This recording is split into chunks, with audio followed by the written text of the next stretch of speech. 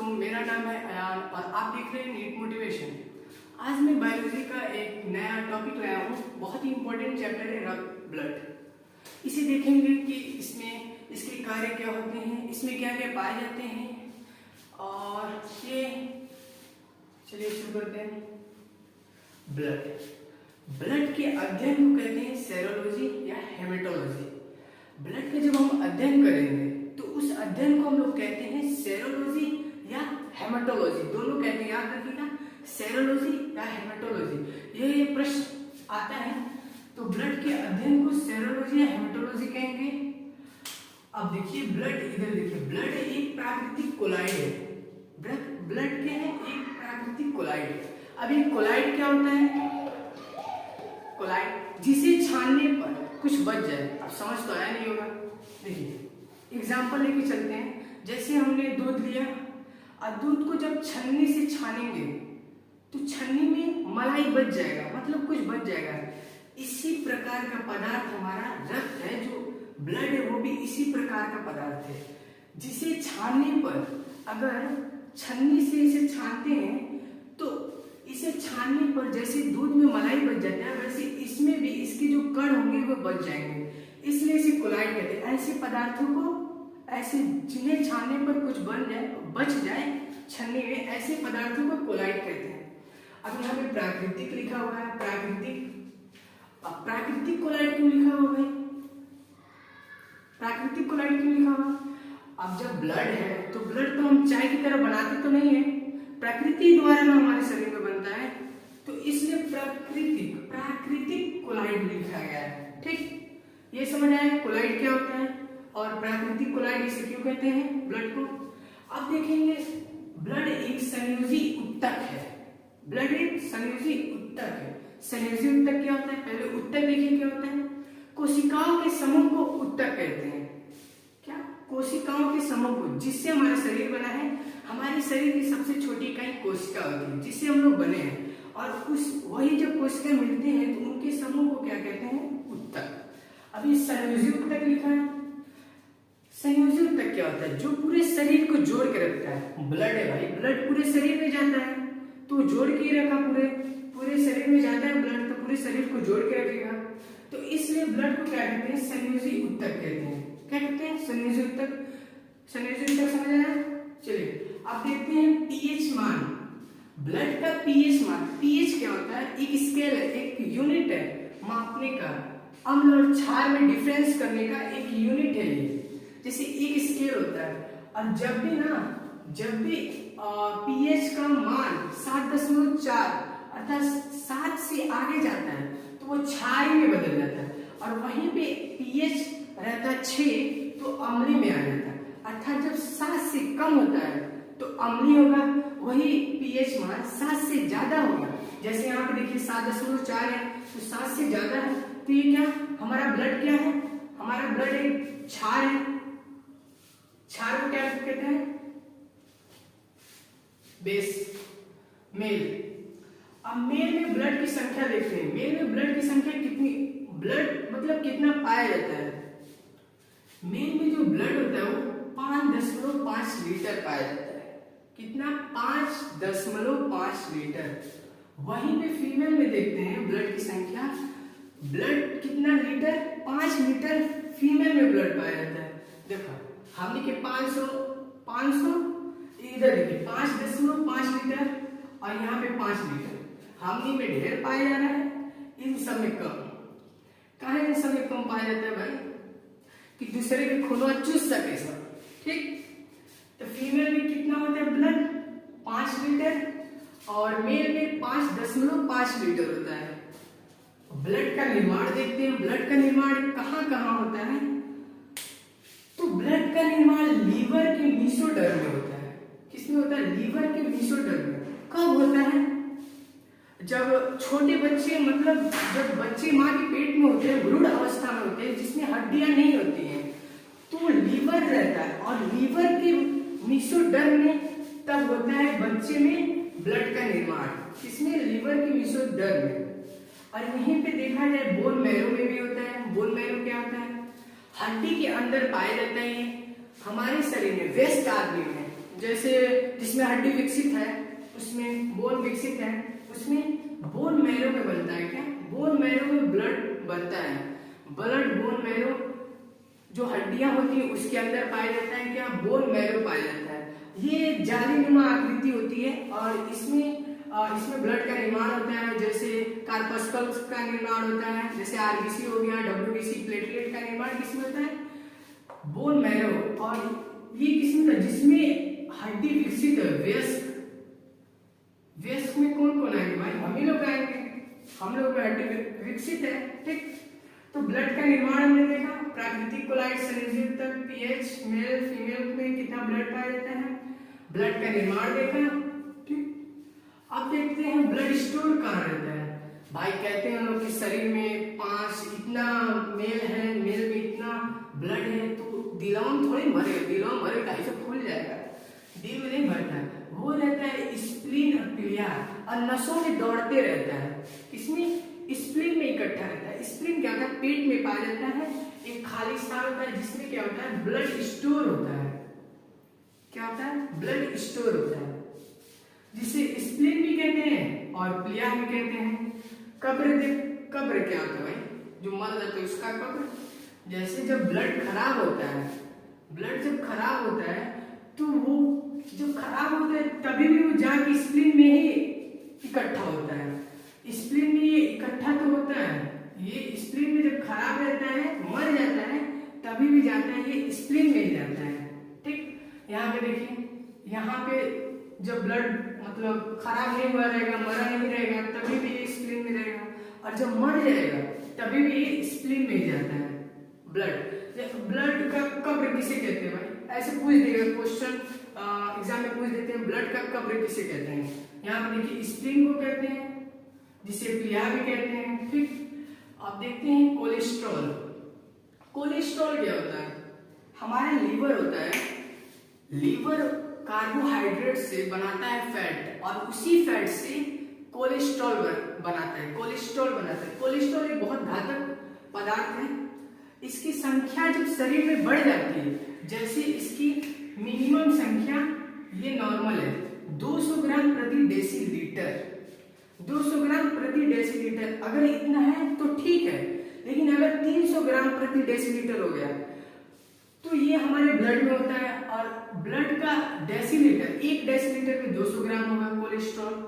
और वही जब संख्या बढ़ जाएगी कोलेस्ट्रॉल की, तो हमारी नसों में जाके कोलेस्ट्रॉल एक चिपचिपा पदार्थ होता है, फैट है भाई, मैंने बताया लीवर कार्बोहाइड्रेट को फैट में बदलता है और फैट को फिर कोलेस्ट्रॉल में बदलता है, ठीक। तो कोलेस्ट्रॉल की जब संख्या हमारे शरीर में बढ़ जाएगी तो वो नसों में जाके इकट्ठा हो जाएगा। तो नसों में जाके इकट्ठा होगा तो जो ब्लड का सर्कुलेशन है, जब ब्लड हमारे शरीर में सर्कुलेट करेगी तो वो ब्लड बहुत तेज प्रेशर से सर्कुलेट करती है, तो नसों के फट जाने का भी डर होगा। कोलेस्ट्रॉल के कारण नसों के फट जाने का भी डर होता है, क्यों, क्योंकि कोलेस्ट्रॉल जब बढ़ जाएगा तो नसें जाम हो जाएंगी, नसों में ब्लड रहता है, नसों में ब्लड सर्कुलेट करता है, तो जब कोलेस्ट्रॉल की संख्या बढ़ जाएगी, कोलेस्ट्रॉल की संख्या बढ़ जाएगी तो नस जाम हो जाएंगे, जिससे सबसे ज्यादा डर दिमाग का जो नस होता है वो बहुत पतला होता है, अगर उसमें कोलेस्ट्रॉल भर गया तो पक्का आदमी की मृत्यु हो जाती है, क्योंकि वहां की नस फट जाती है। ब्लड जब सर्कुलेट करेगा तो ये तो पूरा जाम कर दिया रहेगा नस को, अब नस को तो ब्लड इतना प्रेशर से जाता है वो नस को फाड़ देगा, तो जिससे आदमी की मृत्यु भी हो सकती है। अब यहाँ पे देखिए हेमोग्लोबिन, हेमोग्लोबिन क्या होता है, हेमोग्लोबिन रक्त में पाया जाता है, किसमें, ब्लड में हेमोग्लोबिन पाया जाता है, जो CO2 और ऑक्सीजन का संवहन, मतलब CO2 और ऑक्सीजन का परिवहन करवाता है। यहाँ पे अभी इसके कार्य देखेंगे, पहले देखिए जो हीमोग्लोबिन होता है वो CO2 और ऑक्सीजन का परिवहन करवाता है, फेफड़े से जाता है, ऑक्सीजन लेता है, ऑक्सीजन लेने के बाद पूरे शरीर में जाता है, प्रत्येक कोशिका में ऑक्सीजन को दे देता है कोशिका से, और उस कोशिका से कार्बन डाइऑक्साइड CO2 को लेकर आता है और फिर फेफड़े को देता है, फेफड़े को देगा और फेफड़े सांस के रास्ते बाहर निकाल देंगे, ठीक। अब हीमोग्लोबिन में आयरन की संख्या पाई जाती है, आयरन पाए जाते हैं हीमोग्लोबिन में। हीमोग्लोबिन की जो संख्या होती है, देखिए ब्लड में ये भी पाए जाते हैं। तो 1 डेसीलीटर ब्लड में 14 ग्राम होता है हीमोग्लोबिन की संख्या। मेल का बात कर रहे हैं। 1 डेसीलीटर ब्लड में 14 ग्राम होता है और फीमेल में 1 डेसीलीटर में 13 ग्राम। अब बताइए भाई किसका शरीर मजबूत है? इसमें आयरन पाया जा रहा है। आयरन मतलब लोहा। यहाँ पे देखिए मेल में ब्लड की संख्या भी ज्यादा होती है, फीमेल में ब्लड की संख्या कम होती है। और यहाँ पे हीमोग्लोबिन भी मेल में ज्यादा मिल रहा है और फीमेल में कम है। यहाँ पर फीमेल में हीमोग्लोबिन की संख्या कम है और यहाँ पर ब्लड की संख्या कम है। और यहाँ पर मेल में ब्लड की संख्या भी ज्यादा है और हीमोग्लोबिन की संख्या भी ज्यादा है। और हीमोग्लोबिन में क्या मिल रहा है? आयरन, जिसके कारण मेल में ज्यादा आयरन होता है, जिसके कारण मेल का जो हम लोग हैं, मेल का शरीर हार्ड होता है। और वहीं पे देखा जाए फीमेल का शरीर सॉफ्ट होता है हीमोग्लोबिन के कारण। हीमोग्लोबिन में जो आयरन होता है उसके कारण। और ये हीमोग्लोबिन की संख्या हम लोगों में ज्यादा पाई जाती है और फीमेल में 13 ग्राम प्रति डेसीलीटर के हिसाब से पाया जाता है। ठीक, अब देखते हैं आगे रक्त का परिसंचरण। रक्त परिसंचरण की खोज किसने की थी? रक्त परिसंचरण की खोज विलियम हार्वे ने किया था। इन्होंने बताया था रक्त परिसंचरण के बारे में कि हमारे शरीर में जो रक्त ब्लड होता है वो सर्कुलेट करते रहता है। और इन्होंने ये बताया था जो ब्लड की सर्कुलेट करने का प्रेशर है वो 120/80 है। अर्थात जब हार्ट पंप करता है ब्लड को तो 120 के रफ्तार से जाती है और वहीं पे जब वापस आती है तो 80 के रफ्तार से आती है, जिसे कहते हैं 120/80। ये नॉर्मल प्रेशर है, ये हमारा नॉर्मल प्रेशर है। इसी प्रेशर के कारण हमारे शरीर का तापमान बना रहता है। हमारे शरीर का तापमान होता है 37 डिग्री सेल्सियस या 98.6 डिग्री फ़ारेनहाइट भी होता है। वो किसके कारण बना है? जब हमारा ब्लड प्रेशर 120/80 अर्थात 120 जाने का और 80 आने का होता है तो 36 डिग्री सेल्सियस हमारे शरीर का तापमान बना रहता है। और वहीं पे जब इसकी मात्रा अगर ये इतना हो गया 130/90 हो गया, अर्थात 130 जाने का हो गया और 90 आने का हो गया, तो बताइए हमारे शरीर का तापमान बढ़ेगा कि नहीं? बढ़ेगा भाई। 38 डिग्री सेल्सियस हो जाएगा, जिससे हमें बुखार होगा, चक्कर आएंगे।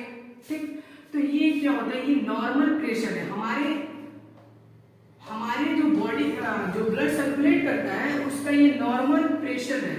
इतने पे ये नॉर्मल प्रेशर होता है, ये हमारे बॉडी का नॉर्मल प्रेशर है। और ये अगर इतना चले जाए तो हमारी बॉडी का तापमान बढ़ जाता है, जिससे चक्कर आते हैं। ठीक, अब देखते हैं विलियम हार्वे का देखेंगे। अब देखते हैं ब्लड के कार्य। ब्लड क्या करता है? जैसे कि मैंने यहाँ पे बताया, ताप का नियंत्रण करता है। जब रफ्तार से जाएगा, जब रफ्तार किसी वस्तु में रफ्तार होती है तो उसमें उष्मा पैदा होता है। तो जब जो हमारा ब्लड होता है वो हमारे शरीर में सर्कुलेट कर रहा है, सर्कुलेट करता है तो रफ्तार बनेगा, जिससे उष्मा उत्पन्न होगी। इतने से सर्कुलेट करता है। जब इतने से सर्कुलेट करेगा, 120 जाने का, 80 आने का, जब इतने से सर्कुलेट करेगा तो हमारे शरीर का तापमान होगा 37 डिग्री सेल्सियस। वही जब इतना हो जाएगा तो 38 डिग्री सेल्सियस हो जाएगा, जिससे हमें बुखार होगा, चक्कर आएंगे। ठीक, तो यहाँ पे कार्य देखें, हमने ब्लड के कार्य देखें। क्या? ताप का नियंत्रण करता है और ये क्या करता है? पोषक पदार्थों का परिवहन करता है। क्या करता है? पोषक पदार्थों का परिवहन करता है। अब पोषक पदार्थ क्या होते हैं भाई? डॉक्टर जब इंजेक्शन लगाते हैं, नसों में इंजेक्शन लगाते हैं, तो जो हमारा ब्लड होता है उसी में जाके मिलता है और वही ब्लड शरीर के पूरे हिस्से में ले जाता है। तो वो जो दवा रहता है, इंजेक्शन में जो दवा रहता है वो तो पोषक पदार्थ ही हुआ, हमारे शरीर के लिए लाभदायक होता है, हानिकारक तो होता नहीं है। ठीक, तो वो पोषक पदार्थ हो गया। ब्लड क्या करता है? पोषक पदार्थ का परिवहन करता है और गैसों का भी परिवहन करता है। जैसे मैंने बताया कि रक्त ब्लड में हेमोग्लोबिन पाया जाता है और हेमोग्लोबिन करता है O2 अर्थात ऑक्सीजन, CO2 और कार्बन डाइऑक्साइड का परिवहन। और यहाँ पे देखते हैं उत्सर्जित पदार्थों का परिवहन। अब ये उत्सर्जी पदार्थ क्या हो, CO2 हमारे लिए लाभदायक है, कार्बन डाइऑक्साइड गैस हमारे लिए लाभदायक है नहीं, तो क्या हीमोग्लोबिन उसका भी परिवहन करता है, और हीमोग्लोबिन किस में है, ब्लड में है, तो ये ब्लड के कार्य हो गए। ठीक, इसका स्क्रीनशॉट लेना है तो ले लीजिए।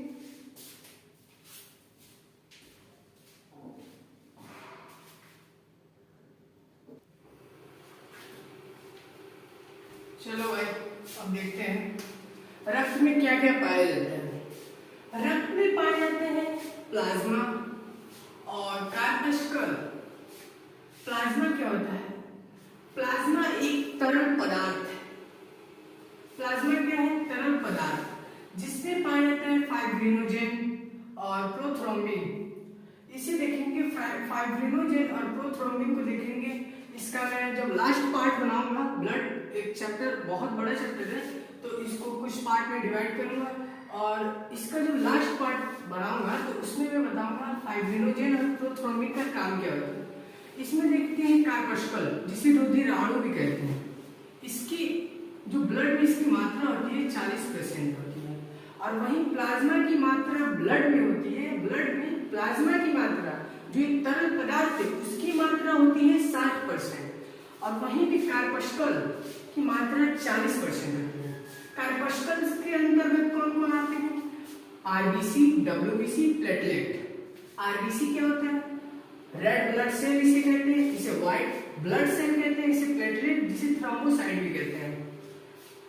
आरबीसी को कहते हैं एरिथ्रोसाइट, डब्ल्यूबीसी को कहते हैं ल्यूकोसाइट, और प्लेटलेट को कहते हैं थ्रोम्बोसाइट। ये याद कर लीजिएगा, बहुत इंपॉर्टेंट है। आरबीसी को एरिथ्रोसाइट, डब्ल्यूबीसी को ल्यूकोसाइट और प्लेटलेट को थ्रोम्बोसाइट।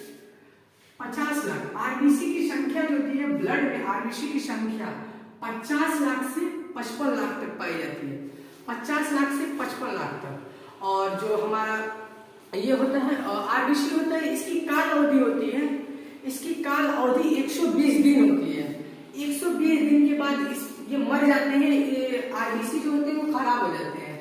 और फिर जो हमारा जिसमें ब्लड का निर्माण होता है, जिसमें जैसे बोन मैरो में ब्लड का निर्माण होता है, फिर वो बोन मैरो क्या बनाएगा, फिर जब ये 120 दिन के बाद मर जाएगा, इसकी संख्या 50 लाख से 55 लाख होती है। इसकी काल अवधि 120 दिन होती है। 120 दिन के बाद ये मर जाता है। फिर जो हड्डी के अंदर बोन मैरो पाया जाता है जो इन तीनों का निर्माण करता है, जब ये मर जाएगा तो इसका निर्माण करेगा, आरबीसी का निर्माण करेगा। फिर कितने आरबीसी का निर्माण करेगा, 50 लाख से 55 लाख आरबीसी का निर्माण करेगा। और फिर डब्ल्यूबीसी कहते हैं, डब्ल्यूबीसी को कहते हैं ल्यूकोसाइट। इसकी संख्या होती है ब्लड में, इसकी संख्या होती है 10,000। ब्लड में इसकी संख्या क्या होगी 10,000, और इसकी काल अवधि होती है 4 दिन। 4 दिन के बाद ये कुटुक जाता है, मर जाता है ससुरा। तो फिर क्या होता है, फिर अब बोन मैरो इसको भी बनाएगा, कहेगा कि ना जल्दी जल्दी मर जाती हूँ, हमें बनाए पड़ते तीनों के। अभी प्लेटलेट बना, हमारा प्लेटलेट जिसे थ्रोम्बोसाइट कहते हैं, इनकी काल अवधि होती है 7 दिन, इनकी संख्या होती है 4 लाख। ठीक, इनकी संख्या 2 लाख, इसकी संख्या 2 लाख होती है, और इसकी काल अवधि होती है 7 दिन। 7 दिन के बाद क्या होता है, ये भी मर जाता है। फिर एहू को बनाता है बेचारा बोन मैरो। ठीक, और इसे नेक्स्ट पार्ट में देखेंगे, इसे पढ़ेंगे, आरबीसी पढ़ेंगे, डब्ल्यूबीसी, प्लेटलेट को एकदम गहराई से पढ़ेंगे क्या है। और 50 लाख है, 55 लाख है, तो इसकी कमी से क्या होता है, अगर ये कम हो जाए तो क्या होगा। 10,000 है, 10,000 डब्ल्यूबीसी है, अगर 10,000 डब्ल्यूबीसी है तो 10,000 हो जाए तो 2,000 हो जाएगा तो क्या होगा। अगर 2 लाख है तो अगर ये कम हो गया तो क्या होगा। ठीक, स्क्रीनशॉट ले लीजिए। नेक्स्ट पार्ट में इसको पार्ट 2 लाएंगे तो बताएंगे, कार्पस्कल्स के बारे में बताएंगे, आरबीसी, डब्ल्यूबीसी, प्लेटलेट के बारे में। ठीक, धन्यवाद। आज की वीडियो में बस इतना ही। जुड़े रहिएगा हमारे मोटिवेशन के साथ, और चैनल को लाइक से सब्सक्राइब कर दीजिएगा। Thank you.